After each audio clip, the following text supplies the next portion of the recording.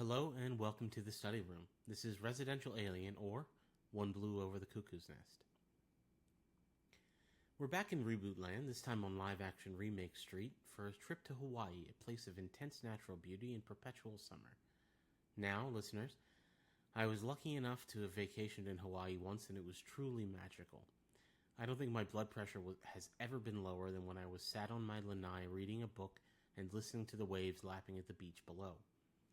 But to be fair, I wasn't an illegal alien experiment that just made an intergalactic escape from my own execution. I mean, the TSA is bad, but it's not that bad. Let's get into the live-action remake of Lilo and Stitch. Now, I know what you're thinking. We just watched as Moana's live-action remake crashed and burned with critics and audiences alike, so why are we talking about another Disney live-action remake? Sure, I could go see Moana, but the schadenfreude of criticizing that isn't worth sitting through Dwayne Johnson singing again. You know, I'm quite the cynic about these sort of things, so I did drag my heels on checking Lilo and Stitch out again, even though I really do like Stitch. I mean, I keep a Lego set of him sitting on my coffee table as I write this. I'm a fan, even though I didn't watch the movie as a kid. I only saw it for the first time a few years ago. I'm not going to pretend that live-action remakes of animated films aren't nostalgia-themed cash grabs for properties that already exist in a relatively timeless medium, but I do think there's a fundamental difference between a movie like Lilo and Stitch, which came out in 2002, nearly a quarter century ago, and Moana, which came out about half an hour ago. There are certainly ways to justify the Stitch remake from more than a business perspective, but I think the best justification for the thing to exist is the thing itself. Of course, if you've seen the animated film, then very little here is going to be new, but sometimes a cover song can be better than the original. So it's worth getting into it to find out whether Stitch is Jimi Hendrix's All Along the Watchtower, or if it's the How to Train Your Dragon live-action remake. I don't even know what to call the Lion King remake, best forgotten altogether, I imagine. Luckily, Lilo and Stitch is such a strong animated film that it translates well into live action. It's Disney, so of course we start off with some dead parents. Lilo and her college-age sister, Nani, are left orphaned and struggling when their parents suddenly pass away. And I mean struggling in every sense of the word. I'd say Nani can barely make ends meet, but I think that's being pretty generous to the stack of unpaid bills she has piling up. And Lilo is having a very hard time, which you expect of a child who just lost their parents. What doesn't help is that the kids around her are pretty terrible. Lilo has no friends, and the girls in her age group ridicule and tease her mercilessly to the point that Lilo lashes out. This is the first difference I spotted between the two movies, and this, I think, was a good one. Lilo shoves a mean girl in her dance class pretty hard, and she takes a rather nasty fall as the camera cuts away. By comparison, the animated film here is much more violent, with Lilo pinning the poor girl before pummeling her with her fists.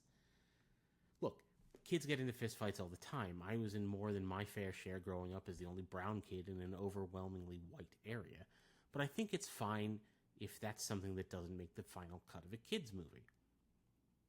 Lilo, played by the youngster Maya Kealoha, feels so much like the character in the animated movie that she embodied Lilo in a way that I wasn't expecting.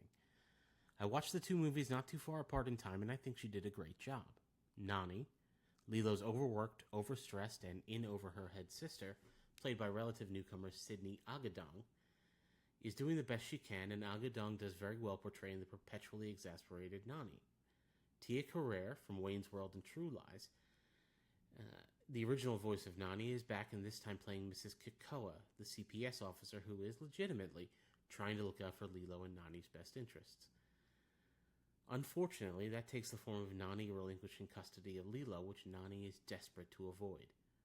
The two biggest swings I think they took with the casting here were Billy Magnuson from Game Night and No Time to Die as Pleakley, the alien Earth fanboy tasked to retrieve Stitch, and Zach Galifianakis from The Hangover and Bob's Burgers as Jumba, the mad scientist who created Stitch in the first place and now must capture him alongside Pleakley. And frankly, they tore the leather off it with this move. Even the change to having them take human form instead of just donning disguises was a big choice to make, and I think it worked really well. In addition to that, the extra runtime on the live action gives us a little more time with Pleakley and Jumba and the comedy dynamic between Magnuson and Galifianakis is great. Most of the laugh out loud moments I had in the film came from the two of them fumbling around, with Pleakley trying his best to remain unseen by human eyes, and Jumba not really caring about being seen, taking Stitch alive, collateral damage, etc. Courtney B. Vance from The Hunt for Red October is a fantastic actor, and I think he manages the role of Cobra Bubbles well enough, but I can't help feeling that he's a bit miscast. Bubbles was an imposing, intimidating Ving Rhames-like presence, voiced by Ving Rhames himself, and Vance never seems able to match that screen presence. There's nothing technically wrong with his performance, but whenever the animated Bubbles showed up, there was a sense of apprehension relieved by the juxtaposition of his silly name. Vance, more often than not, looks like a guy who's grumpy because his Hawaiian vacation got cut short by work. My dream casting for this would be Brian Tyree Henry from Atlanta, but I also admit to wanting to see Paperboy cast in everything. Rounding out the cast is Amy Hill, returning from the original, again in a different role as Tutu, and Kaipo Dudoit, I really hope I'm pronouncing these names right, as lovable surfer dude with a crush on Nani, David. Hannah Waddingham from Ted Lasso and The Fall Guy also lends her voice to the film as Grand Councilwoman of the Galactic Federation. Now on to the big blue guy. Well, the little blue guy. Experiment 626 himself, the cute fuzzy ball of destruction called Stitch. Now trapped in Hawaii because water causes his density to increase to levels that would drag him to the bottom of the ocean, and it happens to surround this picturesque island, Stitch is distraught. Chris Sanders returns to voice the titular alien, and with as much time has passed, he sounds absolutely perfect as Stitch still. And I have to say, the move to 3D CGI in a real-world space hasn't harmed the cuteness at all. Disney really learned from the initial disaster that was Sonic the Hedgehog when he was first revealed, and definitely made sure to get it right the first time so they didn't face the same kind of backlash. Just like Kealoha embodies Lilo, this Stitch just looks and feels like Stitch to me, with little to no interpretation or gap-filling needed.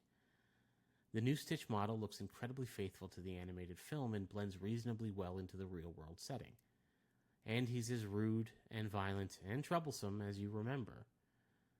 If there's something to break or a mess to make, he's ready to do it. I mean, he was bred for destruction as an invincible killing machine, so by comparison, spraying a kid with a soda gun isn't exactly the end of the world. But adults don't like that, and he does cause a small, minor, largely inconsequential inferno, and really puts Nani in dire straits when it comes to keeping custody of Lilo. These are two deeply wounded kids. I'm not sure the children in the audience are equipped to understand the amount of pain Lilo and Nani are going through, but I am. All of a sudden, out of nowhere, the strings are cut and they're on their own. It wasn't the plan, that's for sure. And their struggle is the struggle of a lot of people. They're trying to get by and stay together. Then pops in this blue ball of terror and everything changes. Lilo immediately identifies with Stitch because she's been labeled a problem child as well, even though she's just a kid coping with something she should never have had to. Other people lose their parents and become Batman, but people deal with grief differently, and you can't expect a small child to have the tools to process this easily. Their brains are the size of a walnut, as I said last week. Watching Lilo struggle with the idea of being bad, of being written off by the people around her who don't take the time to understand her struggles or can't find empathy for a little girl who suddenly finds herself orphaned, is absolutely heartbreaking. But seeing her come to the realization that she's not bad just because she gets into trouble is very touching. No one is perfect, but that doesn't mean they aren't deserving of love or empathy. And she takes this lesson and imparts it to Stitch when he wonders if he's just bad to the core. I admit that even watching this azure furball struggle to reconcile his nature was similarly heartbreaking, which I think speaks to the strength of not only Lilo and Stitch's narrative that was laid out in the original film, but also how well this remake was executed. It would have been so easy for it to fall flat and feel like a hollow exercise in cashing in on nostalgia, but care was put into this movie and it shows. I know live-action remakes are a hard sell. As much as I did enjoy this movie, I'm dealing with the feeling that this movie didn't need to exist. There are enough changes to the film that it feels mostly like its own thing, while still telling largely the same story, so it still begs the question, what is the point of the remake? It's still hard to say in any phrase that doesn't mention a business justification, but there's something about this movie that makes me not mind that it's a remake. At the end of the day, I love this movie because I love the original, and this does it justice. Did it need to be made? No. If you've seen and loved the original, do you need to see this one? No. But there's a lot of really wonderful stuff here, regardless of the fact that it's wonderful because the original is wonderful. Maya Kealoha puts in a moving performance as Lilo, and that's worth seeing, even if the movie doesn't really do anything new. What Lilo and Stitch does do is a lot like what the original does. It's a testament to the power of nurture in the push-pull with nature. Stitch was designed to be evil, to be a monster, but it was the love and kindness of Lilo declaring him part of their ohana and fighting for him to be part of their family that changed him. The movie still shows how powerful caring can be and tells a beautiful story of found family and acceptance of people as they are, however imperfect they may be. This is where the movie really shines. Stitch describes the family as little and broken, and doesn't that just feel universal? Whose family is perfect? Who hasn't had to weather hardship and who hasn't been changed by it? But here's this movie saying that no matter what happens, people stand by each other, they can get through it, and that no one deserves to be thrown away. And remake or not, that's a pretty timeless message. It may not be the lightest of light summer fun, but it's a great film for adults and children alike, as is the original. Lilo and Stitch is rated PG, has a runtime of 1 hour, 48 minutes, and streams on Disney+.